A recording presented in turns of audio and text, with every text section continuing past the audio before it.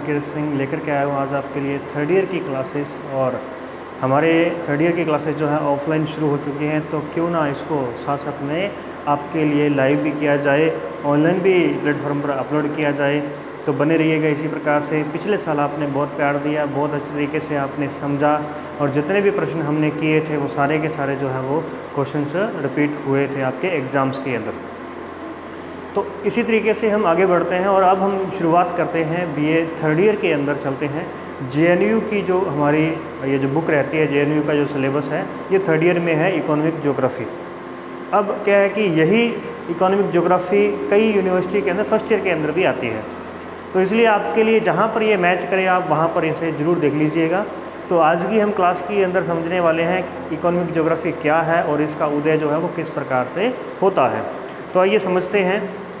Economic geography यानी कि आर्थिक भूगोल, इसे हम हिंदी में कहना चाहेंगे तो इसके लिए लिखा जाएगा आर्थिक भूगोल। आर्थिक भूगोल। और ये आर्थिक भूगोल जो है ये बीए थर्ड ईयर का पहला फर्स्ट पेपर है, यानी कि पहला प्रश्न पत्र आता है। दूसरा प्रश्न पत्र अगर अपन कहेंगे तो वो रहेगा इन्वायरमेंटल ज्योग्राफी, पर्यावरण भूगोल कहलाएगा। आर्थिक जो शब्द है ये अर्थ से निर्मित हुआ है, अर्थ से निर्मित हुआ है। आर्थिक अर्थ, इसमें मेन जो शब्द है वो क्या है? अर्थ है। और अर्थ का मतलब होता है क्या? धन। क्या है भी? धन। यानी कि यहाँ पर अब हम जो पिछली बार पढ़ करके आए हैं मानव भूगोल के बारे में, सबसे पहले हमने भौतिक भूगोल के बारे में पढ़ा। तो वहाँ पर सिर्फ हम क्या करते हैं? भौतिकी पदार्थों के बारे में, प्रकृति के बारे में ही सिर्फ हम अध्ययन करते हैं। और जैसे ही हम उसमें मानव को शामिल कर लेते हैं तो वो मानव भूगोल बन जाता है। अब ये मानव भूगोल की एक शाखा है, यानी इसमें मानव तो शामिल है ही। अब क्या शामिल है? तो अब हमने इसके साथ नया जो शामिल किया है वो किया है मानव के क्रियाकलाप, यानी कि मानव की क्रियाएं जो उसको जीवित रहने में मदद करती हैं, उन क्रियाओं को हम इसमें शामिल करते हैं। तो कहने का मतलब ये हुआ कि यदि हमने भौतिक भूगोल के अंदर मानव को शामिल किया तो मानव भूगोल बना, और मानव के अंदर यदि हम मानव की क्रियाओं के बारे में अध्ययन करना शुरू किया तो वो कहलाएगा आर्थिक भूगोल कहलाएगा। यहाँ पर कोई ना कोई उद्देश्य रहेगा, अर्थ रहेगा, धन कमाने का यहाँ पे उद्देश्य रहेगा। तो किस प्रकार से मानव धन कमाता है? अब धन कमाने के लिए उसके पास क्या है? उसके पास प्राकृतिक संसाधन है, प्राकृतिक संसाधन। तो ये प्राकृतिक संसाधन जो है वो क्या है? ये भौतिक भूगोल है। अब इस प्राकृतिक संसाधनों का मानव द्वारा उपयोग किया जाता है। तो यहाँ पर क्या हो गया? मानव भूगोल। और मानव द्वारा उपयोग कैसे किया जाता है? कोई ना कोई क्रिया करके किया जाता है, कोई ना कोई क्रियाएं करके इसका उपयोग किया जाता है। तो ये बन जाता है हमारे पास में आर्थिक भूगोल बन जाता है। इतनी बात समझे? चलिए आगे चलकर इसको और अच्छे तरीके से समझ लेते हैं। यहाँ पर देखिए भी, यहाँ आप देख पाएंगे कि हमारे पास में सबसे पहले क्या है? भूगोल है। देखो भूगोल क्या है? सभी ज्ञान विज्ञानों का जो है जन्मदाता है। भूगोल को क्या कहा जाता है? सभी ज्ञान और विज्ञानों का जन्मदाता कहा जाता है। ये भूगोल एक प्रकार की कला होती है, और कला है जो होती है वो विज्ञान कहलाती है। तो भूगोल से ही विज्ञान का जन्म हुआ। तो ध्यान रखिएगा कि भूगोल जो शब्द है, यदि हम इसके शब्द की बात करें कि भूगोल शब्द किसके द्वारा दिया गया था, तो भूगोल शब्द इरेटोस्थनीज द्वारा दिया गया था, ज्योग्राफी के रूप में। ज्योग्राफी के रूप में शब्द दिया गया था किसके द्वारा? इरेटोस्थनीज के द्वारा ये शब्द जो है वो दिया जाता है। किस रूप में दिया जाता है? ज्योग्राफी के रूप में दिया जाता है, ज्योग्राफी। और अब ज्योग्राफी की यदि हम बात करें, ज्योग्राफी का जनक यानी भूगोल का जनक किसे कहा जाता है? तो भूगोल का जनक कहलाता है कौन भी? हिकेटियस कहलाता है। कौन कहलाता है? हिकेटियस जो है एक यूनानी विद्वान है, जो यूनानी भूगोलवेत्ता है, जो सबसे पहले हुए थे। उनके साथ ही हेरोडोटस थे, जो कि इतिहास के पिता कहलाए आगे चल करके, और हिकेटियस बन गए किसके? भूगोल के जनक कहलाए।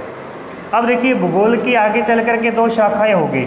हालांकि मानव जो भौतिक भूगोल है उसका उदय नहीं हुआ है, भौतिक भूगोल का उदय नहीं हुआ है। उदय किसका हुआ है? मानव भूगोल का।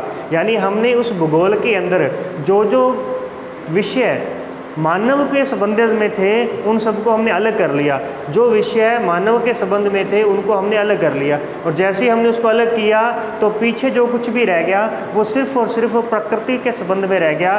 तो ये बन गया हमारे पास में भौतिक भूगोल, और जो हमने अलग किया वो बन गया मानव भूगोल। तो इसीलिए मानव भूगोल का जो जनक है वो किसे कहा जाता है? मानव भूगोल का जनक फ्रेडरिक रेटजेल को कहते हैं।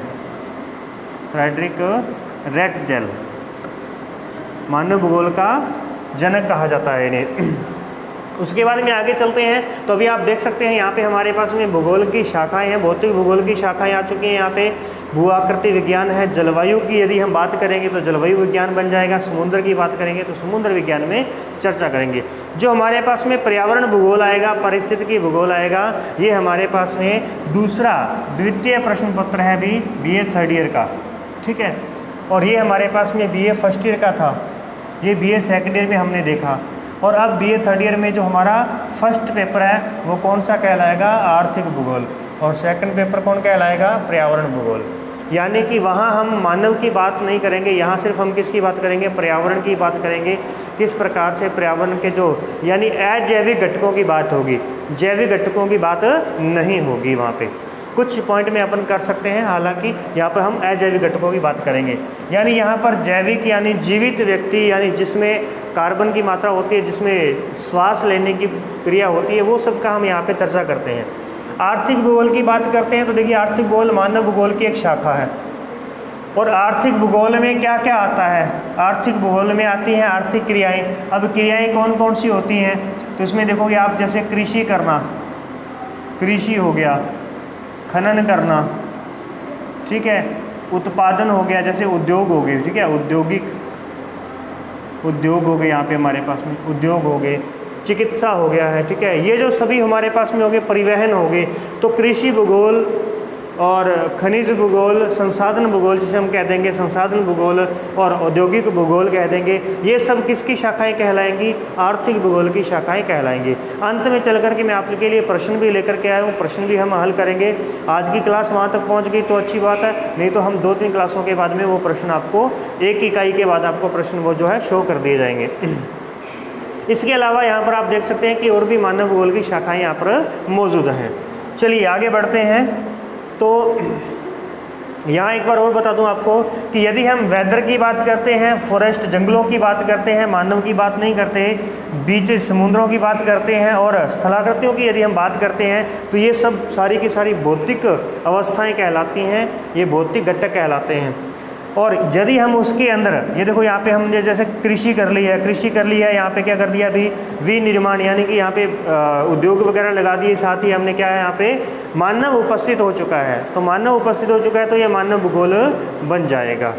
चलिए अब बात करते हैं आर्थिक भूगोल के अर्थ को थोड़ा सा समझ लेते हैं। देखिए कि बहुत ही सरल तरीके से है। सबसे पहले अपने दिमाग में यही बात बिठा करके रखो कि प्राकृतिक संसाधनों का मानव के द्वारा उत्पादन करना, उपयोग करना और उनका व्यापार करना, ये सब क्या कहलाएगा? आर्थिक भूगोल कहलाएगा। इन सब चीज़ों का हम अध्ययन किस में करेंगे? आर्थिक भूगोल में करेंगे। तो यानी कि इससे ज़्यादा डेफिनेशन कहीं पर किसी की नहीं होगी, इसलिए 3 शब्द आपने अच्छे तरीके से याद रखने हैं। चलिए देख लेते हैं इसका अर्थ। विभिन्न आर्थिक क्रियाओं का भौगोलिक संदर्भ में अध्ययन करने वाला विज्ञान। क्या कह दिया उसने? विभिन्न आर्थिक क्रियाओं का भौगोलिक संदर्भ में अध्ययन करना ही क्या है? आर्थिक भूगोल कहलाता है। पहली बात हुई। फिर दूसरी बात और थोड़ा अच्छे शब्दों में समझते हैं तो आर्थिक भूगोल पृथ्वी तल पर मानव की आर्थिक क्रियाओं की क्षेत्रीय विविधता, उनकी विशेषताओं, उनके स्थानिक वितरणों और उनकी अवस्थिति तथा उनके संबंधों का अध्ययन है। क्या क्या किया हमने? पृथ्वी तल पर मानव की आर्थिक क्रियाएं, जो भी आर्थिक क्रियाएं हैं उसमें विविधता है, उसमें कोई विशेषता है, उनका अलग अलग वितरण है। कहीं पर कोई क्रिया होती है, कहीं पर कोई क्रिया होती है। अब जैसे जहाँ पर पेड़ अधिक हैं तो वहाँ लकड़ी काटने वाली क्रिया होगी, जहाँ मैदान अधिक है तो वहाँ कृषि करने वाली क्रियाएँ अधिक होंगी। इसके बाद में अवस्थितियाँ, उनकी अवस्थिति अलग अलग जगह पर होगी। और उनमें संबंध जो होंगे, इन सब चीज़ों का हम अध्ययन करेंगे तो वो क्या कहलाएगा? आर्थिक भूगोल कहलाएगा। क्लियर है इतनी बात? इसके बाद में कुछ अपन विद्वानों को ले लेते हैं, भूगोलवेताओं को ले लेते हैं। तो देखिए चिशोल्म करके एक विद्वान है, ये क्या कहते हैं? आर्थिक भूगोल के अंतर्गत उन सभी भौगोलिक परिस्थितियों का वर्णन आता है जो वस्तुओं के उत्पादन, परिवहन और विनिमय को प्रभावित करती है। आर्थिक भूगोल में उन सभी भौगोलिक परिस्थितियों का वर्णन किया जाता है, अध्ययन किया जाता है, जो क्या करती हैं अभी? वस्तुओं के उत्पादन, उसके वितरण, उसके परिवहन को प्रभावित करती है। ये सब क्रियाओं को हम यहाँ पे हल करेंगे तो वो बन जाएगा आर्थिक भूगोल। मर्फी के अनुसार आर्थिक भूगोल मनुष्य के जीविकोपार्जन की विधियाँ, मनुष्य के जीविकोपार्जन की जो विधियाँ होती हैं, अब व्यक्ति ने जीवित रहना है तो वो क्या क्या करेगा? उसको रोटी चाहिए, कपड़ा चाहिए, मकान चाहिए, इन सब की वो प्राप्ति करेगा। जैसे वो इन सब की प्राप्ति करेगा तो वो आर्थिक भूगोल के तहत अध्ययन के रूप में सामने आएगा। तो मनुष्य के जीविकोपार्जन की विधियों में एक स्थान से दूसरे स्थान में आने वाली समानता और विषमता का अध्ययन आर्थिक भूगोल में किया जाता है। समानता और विषमताओं का अध्ययन हम किस में करते हैं? आर्थिक भूगोल में करते हैं। हंटिंगटन की बात करें तो मानव व्यवसाय, मानव दक्षता तथा मानव आवश्यकताओं, देखो मानव व्यवसाय, मानव की दक्षता और मानव की आवश्यकता, जैसे कला, धर्म, संस्कृति, ठीक है, ये सब हो गया, कि अन्य पक्षों पर भौगोलिक वातावरण के प्रभाव की सीमा का अध्ययन आर्थिक भूगोल में किया जाता है भी, ठीक है। ये हुई बात हमारे पास में, ये हंटिंगटन है। तो हंटिंगटन के बारे में देखो, इन सब के बारे में जो आपके कॉमन पॉइंट आ रहे हैं वो यही आ रहे हैं। आर्थिक क्रियाएं, उनका उत्पादन, उपभोग, विनिमय, उनका परिवहन और प्राकृतिक संसाधन। तो उन प्राकृतिक संसाधनों का आर्थिक क्रियाओं के द्वारा उत्पादन करना, उपभोग करना, विनिमय करना, ये सब मानव भूगोल, ये सब क्या कहलाता है? आर्थिक भूगोल कहलाता है। अंतिम रूप से हॉर्सशॉर्न की बात को समझते हैं।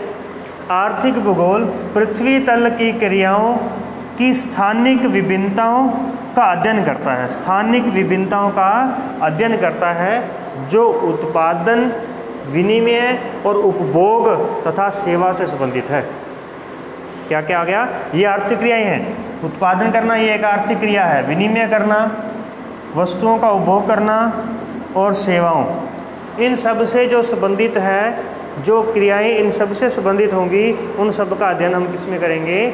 आर्थिक भूगोल में करेंगे। ये हॉर्सशॉर्न की परिभाषा है। तो इस प्रकार से हमारे पास में 4 से 5 परिभाषाएं आपके सामने रखी हुई है। इनको आप अच्छी तरीके से 1 या 2 परिभाषाओं को, कम से कम 2 परिभाषाओं को तो अच्छी तरीके से याद जरूर कीजिए, ठीक है। लेकिन बाकी आप बात भी अच्छी तरीके से आप लिख सकते हैं। देखो यहाँ पे मैं आपको सीधा सा बता देता हूँ, दोबारा हम देख लेते हैं कि आर्थिक भूगोल की प्रकृति कैसी है, वो मतलब कहाँ तक जाता है, उसका विस्तार कहाँ तक है, उसका रुझाव कैसा है ना, तो वो प्रकृति कहलाएगी। तो देखिए क्या कहता है, भूतल पर यानी पृथ्वी तल पर प्राकृतिक संसाधनों का कहाँ, क्यों, कैसे और कब उपयोग किया जाता है, इन सभी प्रश्नों का विश्लेषणात्मक अध्ययन ही आर्थिक भूगोल कहलाता है। यदि अगर आपसे कोई पूछे कि आर्थिक भूगोल क्या है, तो आप कहोगे कि प्राकृतिक संसाधनों का क्यों, कब, कैसे और कहाँ उपभोग करना है या उपयोग करना है, इन सब का अध्ययन, इन सब प्रश्नों का जो हम उत्तर देंगे वो सब क्या कहलाएगा? आर्थिक भूगोल कहलाएगा। यानी इन सब प्रश्नों के आप उत्तर किसको पढ़ करके दे सकते हो? आर्थिक भूगोल को पढ़ करके दे सकते हो। इतनी आपके अंदर क्षमता जो है ये पैदा करता है। तो ये इसकी प्रकृति है, कहाँ तक जाना है अपने को। देखो, संसाधनों का कहाँ पर, क्यों, कैसे और कब उपयोग करना है, ये पॉइंट जो रहेंगे, इनका उत्तर देते देते हमारे पास में आर्थिक भूगोल जो है वो पूरा समाप्त हो जाएगा। हम उसे पूरा अच्छे तरीके से समझ जाएंगे। आर्थिक भूगोल मानव द्वारा भूतल के प्राकृतिक संसाधनों का विदोहन से संबंधित विज्ञान है। प्राकृतिक संसाधनों के विदोहन से संबंधित विज्ञान है, जिसमें उनके उत्पादन, परिवहन, वितरण और उपभोग का अध्ययन किया जाता है। क्या समझे यहाँ पर? आर्थिक भूगोल मानव द्वारा पृथ्वी तल के प्राकृतिक संसाधनों के विदोहन से संबंधित अध्ययन है, विदोहन से संबंधित विज्ञान है। अब इसमें क्या किया जाता है? जिसमें उनके उत्पादन, परिवहन, वितरण और उपभोग का अध्ययन किया जाता है। तो बस इस प्रकार से आप ये पॉइंट को याद रख सकते हैं, कोई ज़्यादा मुश्किल नहीं है। मैंने आपको बता दिए हैं, सिंपल से लेकर के मैंने पूरा आगे तक ले आया हूँ कि कैसे कैसे आपने इसकी परिभाषा जो है वो देनी होती है। ठीक है, इसके बाद में आगे देखिए ज़रा, नेक्स्ट आगे बढ़ते हैं। तो अब आप खुद ही देख पाएंगे कि यदि हम जीविकोपार्जन के लिए क्रिया करते हैं, जीविकोपार्जन के लिए क्रिया करते हैं, जैसे फल तोड़ करके खाना या अपना घर बनाना, ये जीविकोपार्जन की क्रिया है। और धनोपार्जन की क्रिया जो होती है, ये फल एकत्रित करके बेचना या दूसरे के घर में श्रमिक के रूप में कार्य करना, ये आर्थिक, ये दोनों की दोनों क्या है? आर्थिक क्रियाएं हैं। एक समय के लिए की जाती है, एक लाभ के लिए की जाती है। धनोपार्जन यानी मनुष्य क्या करता है, जब उसकी प्राथमिक आवश्यकताएं पूरी हो जाती हैं तो फिर वो समाज के साथ में दूसरी ओर बढ़ता है, यानी कि वो समाज की दौड़ में आगे बढ़ने का प्रयास करता है कि धन कमाने की होड़ में चला जाता है। तो इस प्रकार से ये इसकी क्या कहलाती हैं? दो मूलभूत आवश्यकताएं कहलाती हैं। एक हम प्राथमिक कहते हैं, इसमें क्या रहेगा? रोटी, कपड़ा और मकान, ये आपने सुना होगा। ठीक है, भोजन, वस्त्र और आवास की आवश्यकता होती है, प्राथमिक आवश्यकता होती है। इसमें क्या करेगा? ये सभी कार्य प्राथमिक रूप से उसकी अपनी एवं उसके परिवार के भौतिक आवश्यकताओं की पूर्ति करते हैं। बस ये समझ गए आप कि ये क्या करते हैं?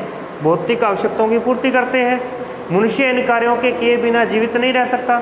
जी ऑब्वियसली बात है, जीवित नहीं रह सकता। जब उसका जीवन सुरक्षित हो जाता है तो वह अपने विकास की बात करता है। जब उसका जीवन विकसित सुरक्षित हो जाता है, यानी अब उसने क्या किया?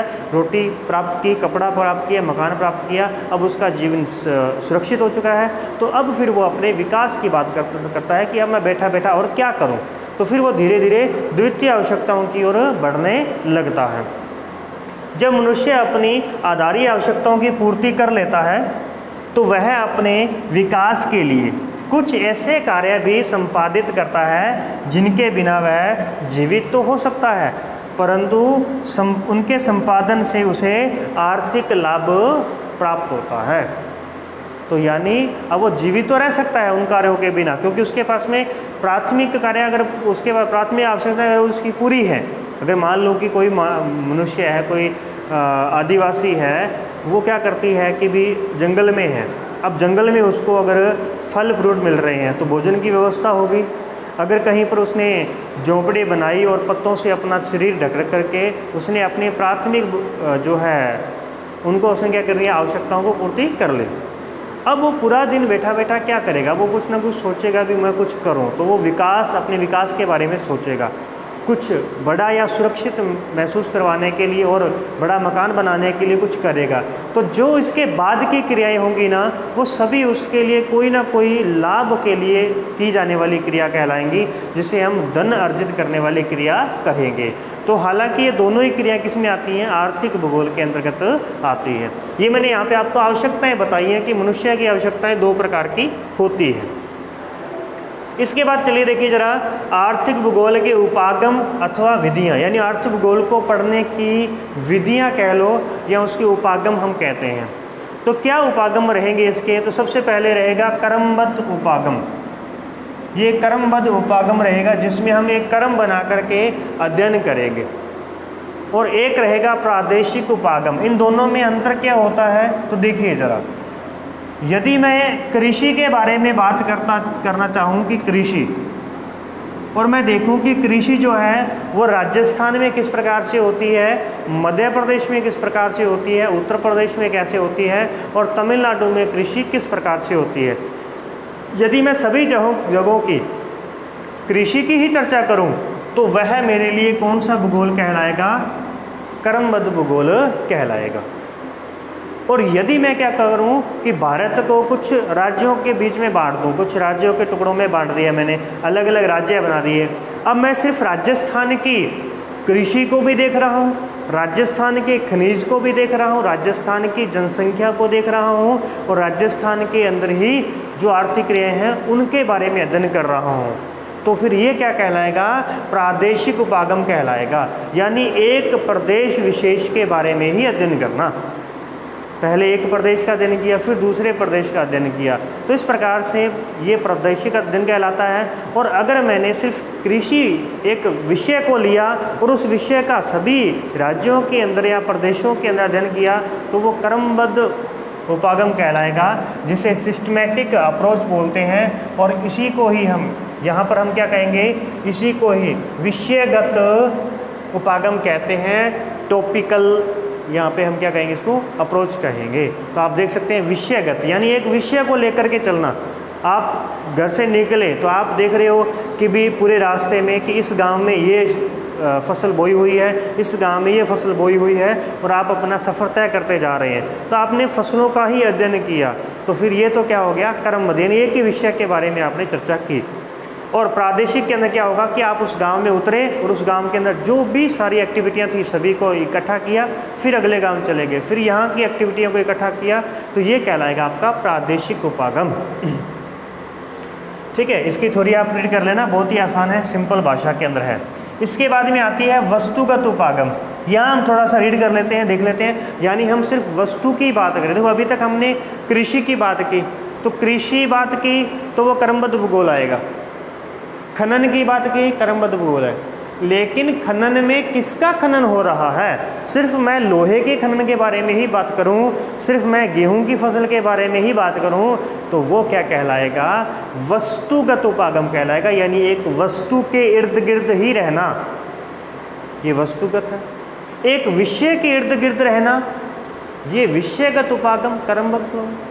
एक प्रदेश के इर्द गिर्द रहना, तो ये एक प्रादेशिक उपागम कहलाता है। और इसी तरीके से एक सिद्धांत के इर्द गिर्द रहना, वो सैद्धांतिक उपागम कहलाएगा। ये सिद्धांत, जैसे कृषि के लिए एक सिद्धांत दिया गया था वॉन थ्यूनेन का, और एक उद्योगों के लिए उद्योग अवस्थिति सिद्धांत दिया गया था वेबर के द्वारा। ये कहते थे कि भी उद्योग कहाँ स्थापित किया जाएगा?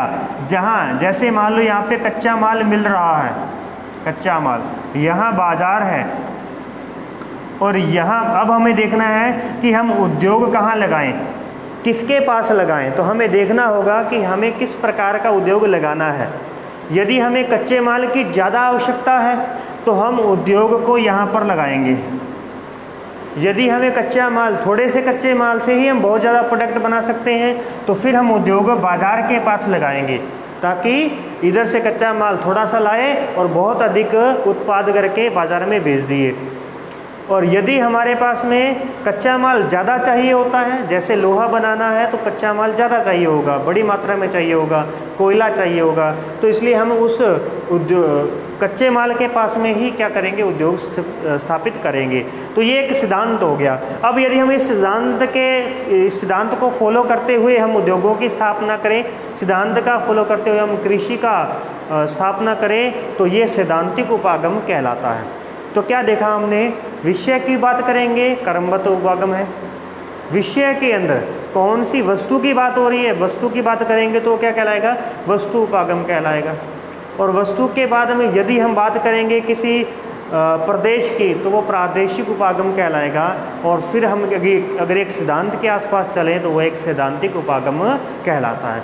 इनमें अंतर पूछा जा सकता है कि क्रमबद्ध भूगोल में, प्रादेशिक भूगोल में क्या अंतर होता है, या वस्तु भूगोल में और सैद्धांतिक भूगोल में क्या अंतर होता है। चलिए, इसके बाद में देख लेते हैं कि आर्थिक भूगोल का विषय क्षेत्र कैसा है। विषय क्षेत्र तो देखते हैं फिलहाल, एक मिनट।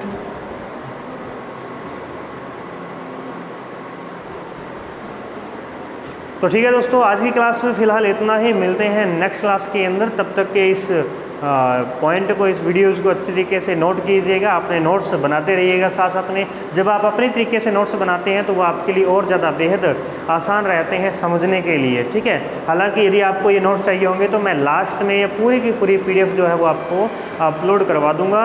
जहाँ आप चाहेंगे कमेंट मुझे करके ज़रूर बता दिए करें कि मेरी क्लास आपको कैसे लगती है। तो ठीक है, मिलते हैं नेक्स्ट वीडियो के अंदर। आज के लिए इतना ही, धन्यवाद।